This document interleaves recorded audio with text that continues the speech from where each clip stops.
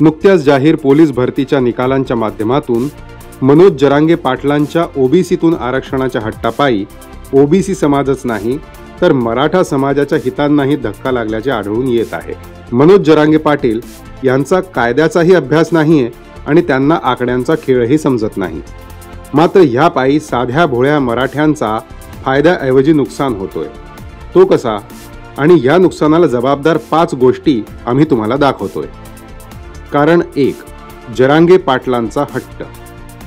शिंदे सरकारने फेब्रुवारी 2024 मध्ये 10% विशेष मराठा आरक्षणाची तरतूद केली। हे आरक्षण पोलीस भरतीत लागू पडणार होतं। त्याचसोबत मराठ्यांना खुल्या वर्गातून ईडब्ल्यूएसच्या 10% आरक्षणातही अर्ज करता आलं असतं। मात्र जरांगे पाटलांना हे आरक्षण देवेंद्र फडणवीसांकडून मिळत असल्याने अमान्य होतं। आणि 10% आरक्षण देवेंद्र फडणवीस यांनी दिलं होतं, तरी तुम्ही त्यांना ताब्यात का? देऊच नको म्हणलो होता आम्ही, कशाला दिलं? जे देऊ नको म्हणतो ते उराव नाताची फडणवीसला सवय पहिल्यापासून। त्यांच्या दबावाला बघता पोलीस भरतीत मराठा उमेदवारांना ओबीसी मधून आरक्षण दिलं गेलं। कारण 2, कायद्याच्या मर्यादा। महाराष्ट्रात आरक्षणाचे हे वर्ग आहेत।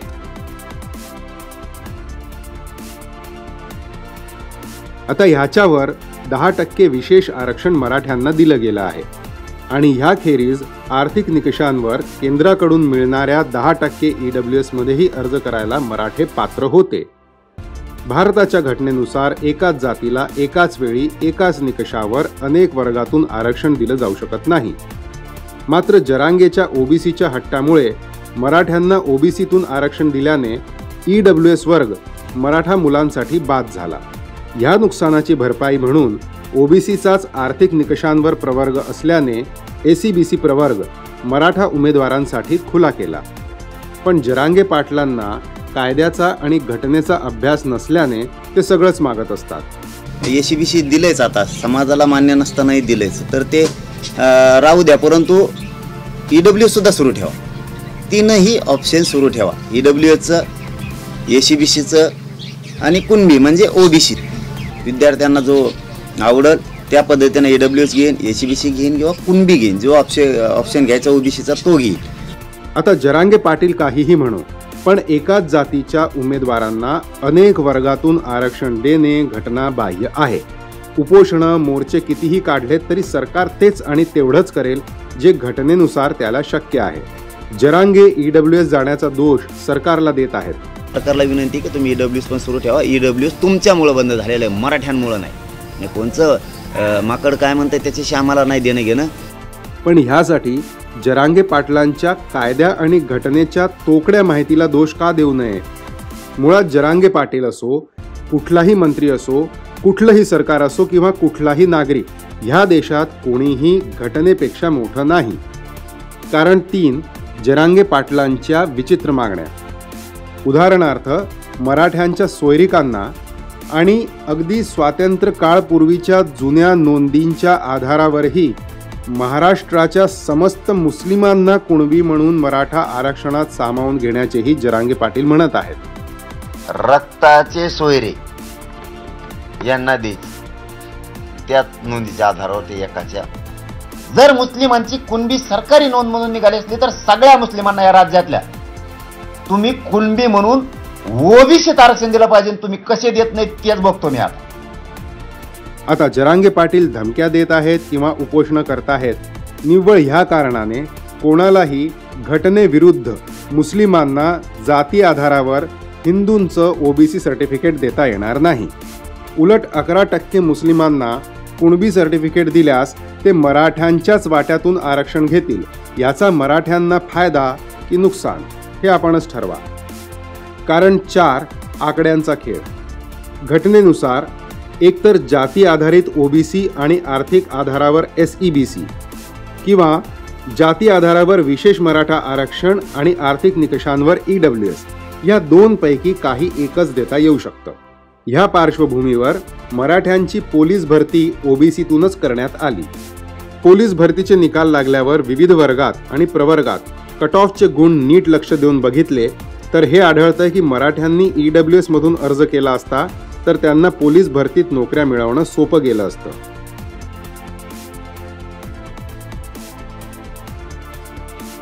याचा प्रतितर्क असूच शकतो की मराठ्यांनी EWS मधून अर्ज भरलेले असताना तिकडेही स्पर्धा आणि कट ऑफ गुण दोन्ही वाढले असते.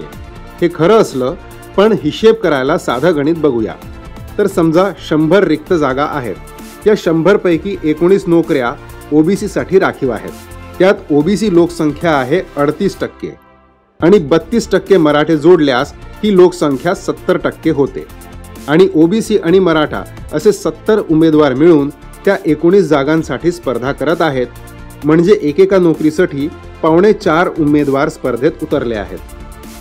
ह्या उलट मराठा आरक्षणाच्या 10 नोकऱ्या आणि EWS आरक्षणाच्या 10 अशा 20 जागांचा जो पर्याय मराठ्यांसाठी होता, जो जरांगे पाटलांच्या हट्टामुळे घालवला गेला, हे 32 उमेदवार त्या वर्गातून गेले असते तर तिकडे 20 राखीव जागांसाठी फक्त 32 मराठा उमेदवार म्हणजे एका नोकरीसाठी स्पर्धेत फक्त 1.5 उमेदवार राहिले असते.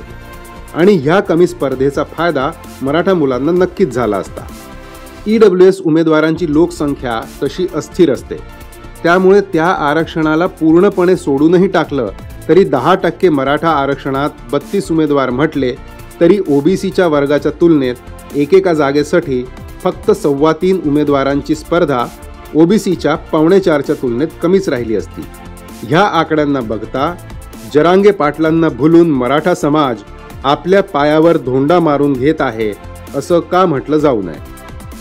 5वं कारण महाविकास आघाडीचा सोयीस्कर मौन.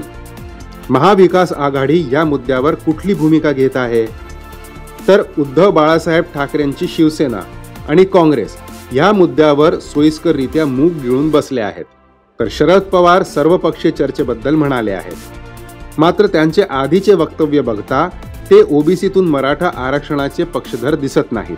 मुळात मराठा आरक्षणाबद्दल त्यांचे जुने विधान बघता ते मराठा आरक्षणाचेच पक्षधर दिसत नाहीत. आरक्षणासाठी संघर्ष केला, मागण्या केल्या.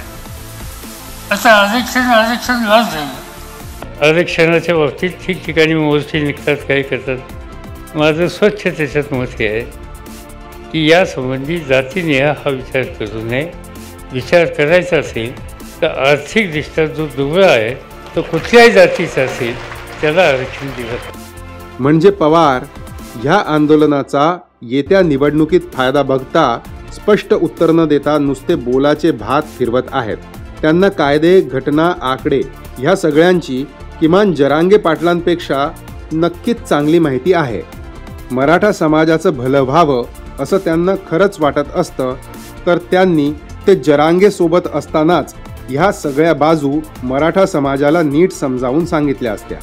मात्र जरांगे पाटलांच्या आंदोलनाच्या निशाण्यावर देवेंद्र फडणवीस असल्याने महाविकास आघाडी निवडणुकींच्या मौसमात मौन ठेवून आपले हित जपत आहेत. तथ्य, सत्य, खरं आणि बरं आम्ही मांडतच राहू आणि या सगळ्या मुद्द्यांवर आपणच विचार करा.